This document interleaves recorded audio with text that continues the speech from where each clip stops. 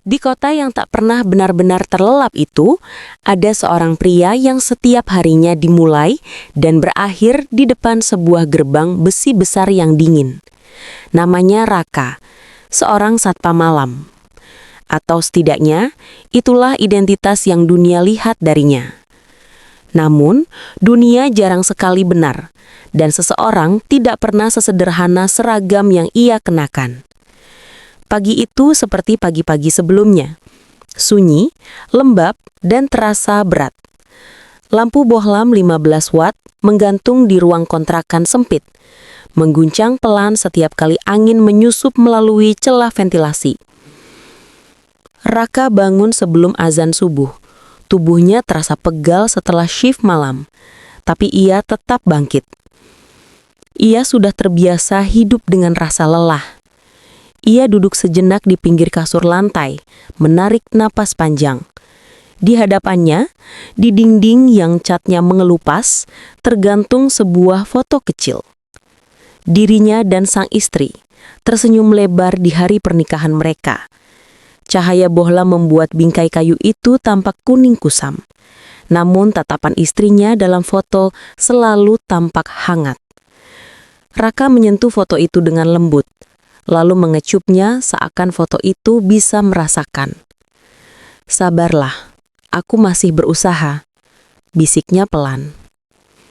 Ia merenggangkan badan lalu menuju dapur kecil yang tak lebih besar dari lemari baju ukuran sedang.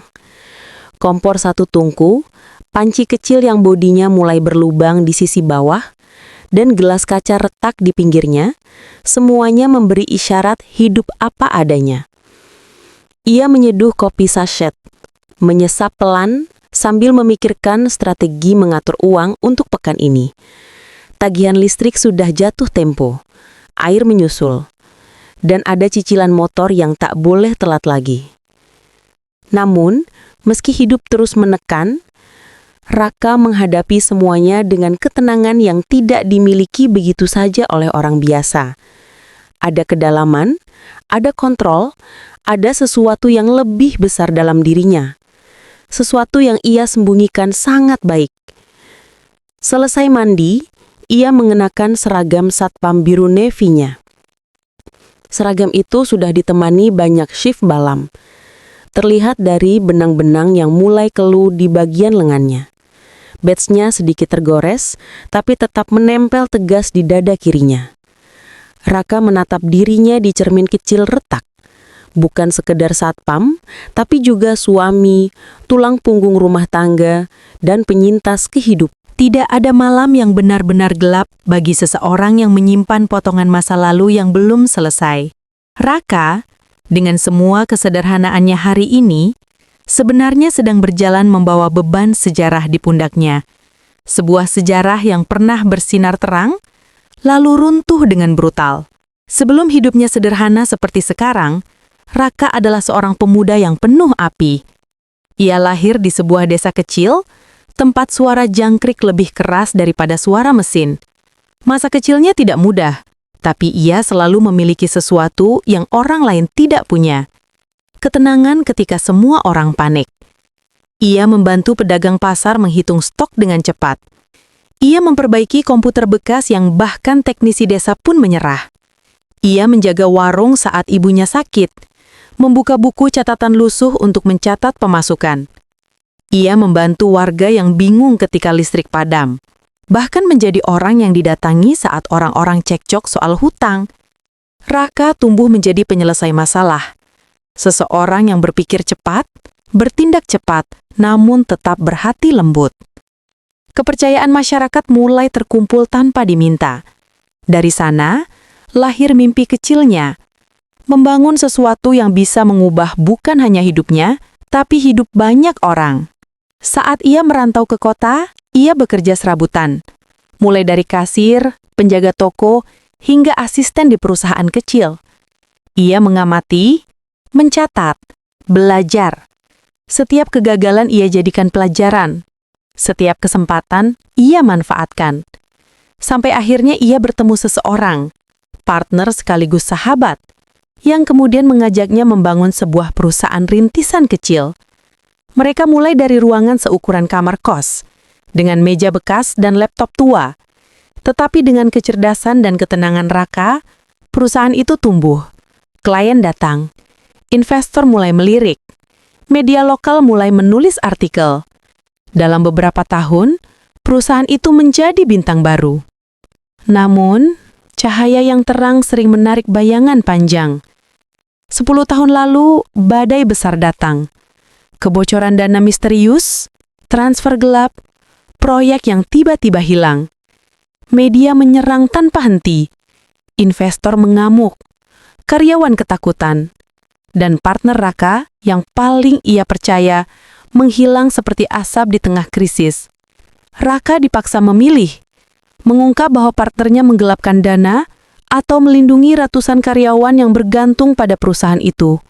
Ia memilih yang kedua. Ia mengambil alih kesalahan itu. Ia pergi tanpa mempertahankan nama baiknya. Ia menghilang dari dunia bisnis. Ia berhenti menjadi CEO Raka dan kembali menjadi seseorang yang tidak dikenal siapa-siapa. Kilas balik selesai. Kamera kembali pada masa kini. Di gedung megah tempat ia menjadi satpam, krisis kembali muncul, mirip seperti dulu. PHK mulai berhembus. Manajemen saling menyalahkan. Kebijakan berubah-ubah. Pekerja gelisah. Raka menyaksikan semuanya dari balik kaca pos satpamnya. Ia mengenali pola itu. Ia tahu rasa panik itu. Sejarah seperti hendak mengulang dirinya dalam bentuk baru. Pada suatu malam yang lembab, alarm gedung tiba-tiba berbunyi keras. Lampu darurat berkedip.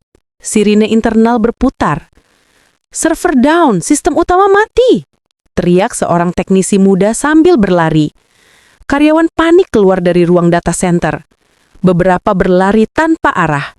Beberapa menekan tombol acak seperti ingin melakukan sesuatu, apa saja meski tak tahu harus apa. Dan di tengah kekacauan itu, Raka berdiri tegak. Gerakannya berubah. Raut wajahnya menjadi serius. Tatapannya fokus seperti seseorang yang sudah terbiasa melihat dunia runtuh dan membangunnya kembali. "Semua mundur dari panel," katanya tegas namun tenang.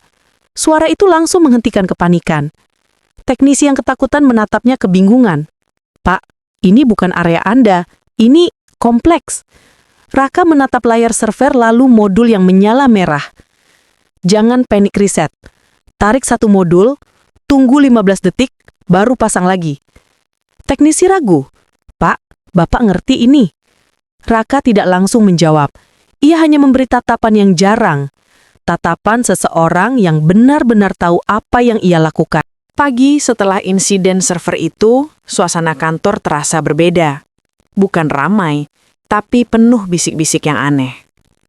Seseorang dari manajemen tertangkap memandangi Raka lebih lama dari yang seharusnya. Beberapa teknisi melirik penuh hormat. Bahkan resepsionis yang biasanya hanya mengangguk, kini tersenyum lebih lebar. Raka yang berjalan dengan termos penyoknya tidak mengerti apa yang sedang terjadi.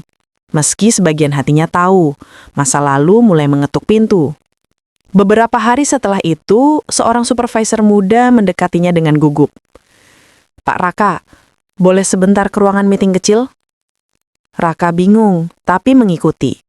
Ruangan meeting itu kecil, cat putihnya mulai kusam, papan tulisnya penuh coretan.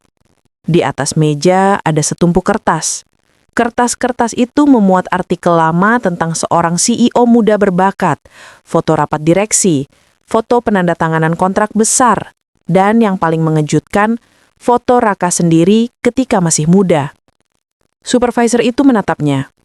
"Pak, ini Bapak kan?" Raka menatap foto itu lama. Di sana ia terlihat lebih muda, memakai jas mahal, rambut klimis, rapi, dan aura percaya diri yang sulit disembunyikan. Ia menarik napas panjang. "Dulu, iya." Supervisor itu hampir menjatuhkan pulpen di tangannya. "Jadi, Bapak mantan CEO itu? Perusahaan teknologi yang booming 10 tahun lalu?" Raka mengangguk tanpa banyak kata. Kenapa Bapak bisa jadi satpam sekarang?" Pertanyaan itu sederhana, tapi Jawabannya tidak. Narasi berubah lembut. Raka menceritakan sebagian masa lalunya, tidak semua, hanya gambaran besar, bahwa ia membangun perusahaan dari nol, bahwa ia pernah memiliki ratusan karyawan, bahwa hidupnya berubah ketika partner kepercayaannya menusuknya dari belakang, membuat ia menjadi tameng krisis. Ia tidak menyebut namanya. Ia tidak menyebut detailnya. Ia hanya mengatakan satu kalimat. Aku memilih pergi karena kalau aku bertahan, banyak keluarga yang kehilangan nafkah. Supervisor itu terdiam, mulutnya terbuka sedikit. Itu bukan jawaban seorang pengecut. Itu jawaban seorang pemimpin. Sore harinya Raka pulang lebih lambat dari biasanya. Istrinya menyambutnya dengan melepas hijabnya dan menyiapkan teh hangat di meja. Kamu kelihatan capek, Mas. Banyak pikiran? Raka mengangguk. Ada yang mulai tahu tentang masa lalu. Istrinya tidak kaget. Justru ia tersenyum pelan. Seberapa lama pun kamu sembunyi, kebenaran pasti jalan sendiri untuk mencarimu. Raka duduk, menatap istrinya dalam-dalam. Aku takut semuanya berulang. Takut diseret lagi ke dunia itu. Istrinya memegang tangannya lembut. Bedanya, sekarang kamu sudah lebih kuat, dan aku ada di sampingmu. Air mata Raka hampir jatuh. Hanya istrinya yang mengenal luka-luka terdalamnya. Malam itu menjadi titik balik, karena keesokan harinya, seorang manajer mengajak Raka bicara. Ia minta bantuan Raka secara diam-diam to evaluate kondisi perusahaan. Mereka membawanya ke ruangan kecil, menutup pintu, dan membuka data. Laporan pengeluaran bocor, grafik penurunan penjualan, proyek-proyek tidak jelas, dan tanda-tanda kerusakan internal. Mereka meminta Raka memberi saran. Hanya saran. Raka awalnya ragu. Ini bukan lagi tugas satpam. Ini dunia lama yang dulu membuat ia hampir hancur. Namun ketika ia melihat angka-angka itu, sesuatu dalam dirinya menyala. Keahliannya yang lama terkubur muncul lagi seperti api yang kembali diberi oksigen. Ia mulai mencoret di papan tulis. Buang 3 proyek ini. Gabung 2 departemen ini. Cut biaya marketing 30%, tapi perkuat after sales. Dan berhenti bayar vendor bayangan ini, karena ini jelas lubang kebocoran. Manajer-manajer itu tertegun. Tidak ada yang bisa membantah. Setiap kalimat Raka seperti pukulan telak. Tepat, cepat, tidak bertele-tele. Raka menatap hasil tulisannya di papan tulis, lalu berkata pelan, kalau ini dilakukan, perusahaan bisa selamat. Salah satu manajer berkata, Pak, ini bukan saran biasa. Ini strategi seorang pemimpin. Raka hanya menatapnya tenang. Kalau mau selamat, harus mulai dari hati yang jujur. Bagian ini ditutup dengan pantulan cahaya lampu neon di mata Raka. Tatapan yang dulu pernah hilang, kini kembali. Narator berkata, untuk bangkit kembali, seseorang harus membuka pintu yang dulu ia kunci dengan rasa sakit. Perubahan tidak terjadi dalam semalam, tetapi langkah pertama, dan orang yang memulai langkah itu selalu menentukan arah masa depan. Sejak hari itu, Raka mulai masuk lebih awal dan pulang lebih malam. Bukan untuk menambah jam lembur, tapi untuk diam-diam membantu perusahaan merapikan diri. Ia berjalan di lantai produksi, berbicara dengan pekerja satu persatu. Kenapa barang retur naik? Jalur QC kenapa lambat? Apa keluhan konsumen yang sering muncul? Orang-orang terkejut. Biasanya, satpam tidak bertanya hal-hal seperti itu. Tetapi Raka tidak menyamar. Ia ingin mengerti akar masalah, bukan hanya permukaannya. Dalam beberapa minggu, Raka membentuk tim kecil di balik layar. 2 teknisi senior, seorang staf marketing, seorang analis muda, dan seorang supervisor yang berani bertanya. Mereka bekerja diam-diam, seperti pasukan bawah tanah yang ingin menyelamatkan kerajaan yang hampir runtuh. Rapat-rapat kecil terjadi di kantin kosong selepas jam kantor. Dengan secangkir kopi sachet, Raka memberi arahan. Fokus kita bukan mempercantik laporan, tapi memperbaiki kenyataan. Semua mengangguk. Tidak ada kata-kata mewah, tapi mereka percaya. Ketika itu, pesaing perusahaan melihat kesempatan.